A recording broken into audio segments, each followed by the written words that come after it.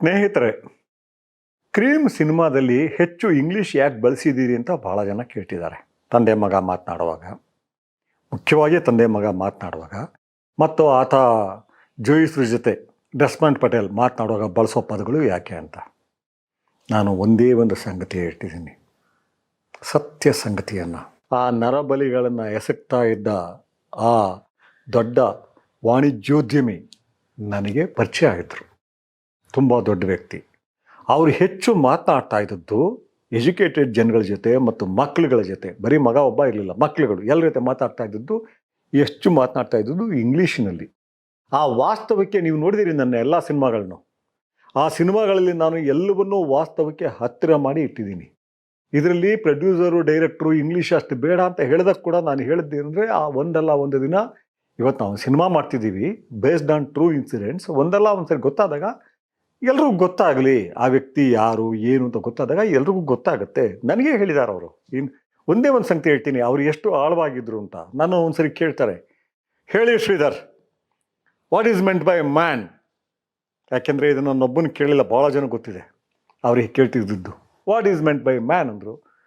ಏನು, ಆತ ಕೂಡ ಮನುಷ್ಯ, ಆತ ಒಂದು ಜೀವಿಗಳ ಪ್ರಾಕಾರ, ಪ್ರಾಣಿಗಳಲ್ಲಿ ಒಂದು ಪ್ರಾಕಾರ.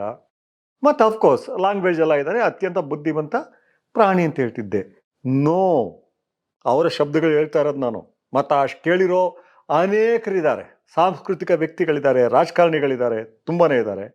ಅವ್ರು ಹೇಳ್ತಾ ಇದ್ದಾರೆ ಅಂದರೆ, man means MAN. M is matter, A is alts, N is nucleus.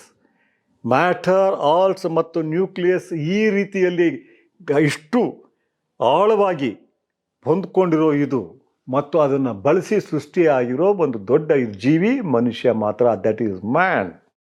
Please remember this, even writers don't know about it, I know ಅಂತ ನನಗೇ ಮಾತನಾಡಿದರು. ಅದು ಯಾವಾಗ, ಏನು, ಎಲ್ಲಿ, ಈಗ ಅಪ್ರಸ್ತುತ.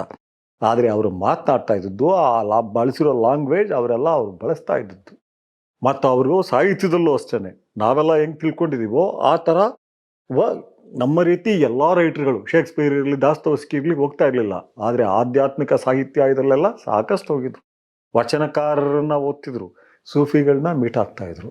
ಮಾಂತ್ರಿಕ ಪಥದಲ್ಲಿ ಆಸಕ್ತಿ ಇದ್ದು ಮಾಟಕ್ಕೆ ಜಾರಿದ್ರು. ಅವರು ನನಗೆ ಗೊತ್ತಿದ್ರು. ನಾನು ಮಾಡಿರೋದು ಅಷ್ಟೇ. ನಾನು ಮಾಡಿರೋ ಇದರಲ್ಲಿ ನಾನು ಎಕ್ಸ್ಟ್ರಾ ಎಫರ್ಟ್ ಹಾಕಿಲ್ಲ. ಆ ವ್ಯಕ್ತಿಯನ್ನು ನಾನು ನೋಡಿದ್ದರಿಂದ ಅವ್ರಿಗೆ ಹೇಗೆ ನಡ್ಕೊಳ್ತಿದ್ರು, ಹೇಗೆ ನಡೀತಾ ಇದ್ರು, ಯಾವ ರೀತಿ ಬೀದಿ ಸುಳಿಯರನ್ನ ಮಾತನಾಡಿಸ್ತಾ ಇದ್ರು, ಅದನ್ನು ಸಿನಿಮಾದಲ್ಲಿ ತಂದಿದ್ದೀನಿ. ಆ ಕಾರಣಕ್ಕೋಸ್ಕರ ಇಂಗ್ಲೀಷ್ ಬಳಕೆ ಆಗಿದೆ. ನಿಮಗೆ ನಾನು ಹೇಳಲೇಬೇಕಾಗಿತ್ತು, ಇದನ್ನು ಹೇಳ್ತಿದ್ದೀನಿ. ನಮಸ್ಕಾರ.